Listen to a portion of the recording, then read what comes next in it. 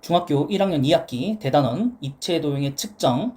오늘은 기둥, 건널비, 부피, 뿔, 건널비, 부피, 구, 건널비, 부피에 대해서 학습을 해보도록 하겠습니다. 우선 건널비 같은 개념은요, 우리가 전개도로 뜯어서 생각을 했습니다. 그래서 밑에 전개도를 뜯어보면 알 수 있듯이 이렇게 생겼습니다. 그래서 각각을 다 더하는 건 바보 같은 짓이고, 우리가 중학교 때, 초등학교 때 이렇게 했어요. 하나 구해서 더한 다음에 2배 하자. 그리고 초등학교 때 또 얘기 나왔던 건 뭐냐면 밑면 2개를 구한 다음에 옆면으로 한 번에 구하자. 이거는 사실 어떤 걸 선택하셔도 큰 문제는 없습니다. 그리고 옆에 원기둥 마찬가지. 펼치면 이러한 모양이 나오는데 밑면 2개랑 옆면 하나랑 더하면 된다. 그렇게 보시면 되겠습니다. 네, 그리고 이제 기둥의 부피로 넘어가면, 자, 우리가 초등학교 때 배웠던 기둥입니다. 그 중에 가장 대표적인 것이 사각기둥 또는 직육면체로 우리가 학습을 했습니다. 이때 부피 공식이 밑넓이 곱하기 높이였었습니다. 가로 곱하기 세로 곱하기 높이는 직육면체에 대한 공식이고요. 모든 도형의 부피 공식은 바로 밑넓이 곱하기 높이입니다. 이것만 알면 사실 오늘 이 이후에 수업을 하지 않아도 여러분들이 부피는 구할 수 있습니다. 자, 보도록 할게요. 직육면체를 이용해서 삼각기둥의 부피를 구하자. 자, 이렇게 직육면체를 반으로 대각선으로 자르면 삼각기둥 2개로 나눠집니다.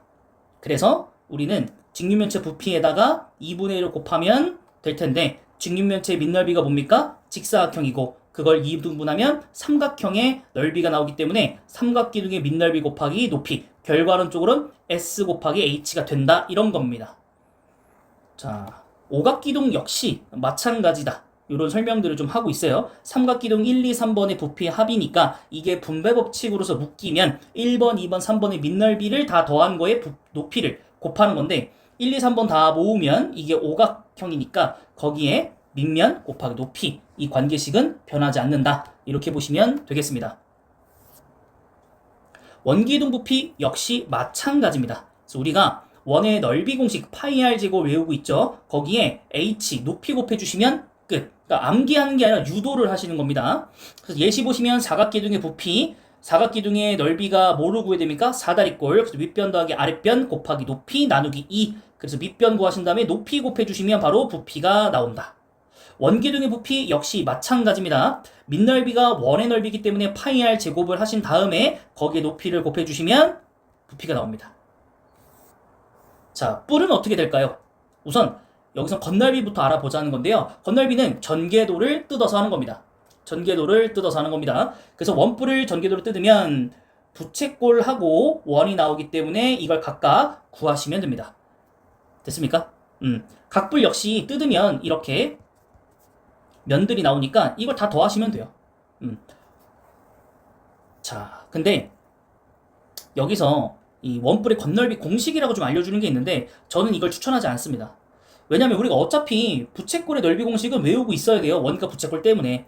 근데 굳이 내가 원뿔에 와서 건널비 공식을 새로운 걸 하나 암기를 한다? 저라면 그거 하지 않고요. 그냥 원넓이 구하고 부채꼴의 넓이를 구해서 그냥 더할 겁니다.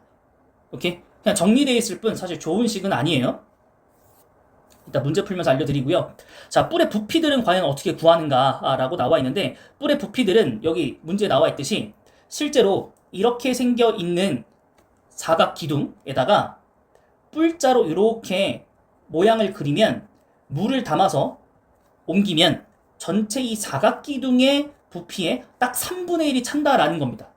그래서 뿔의 부피에는 S 곱하기 H에다가, 이건 각기둥 혹은 원기둥이니까 기둥의 3분의 1만큼의 부피가 바로 뿔의 부피다, 이렇게 기억하시면 됩니다. 삼각뿔의 부피 예시 보시면 직각삼각형이죠. 그래서 넓이 구하시고요.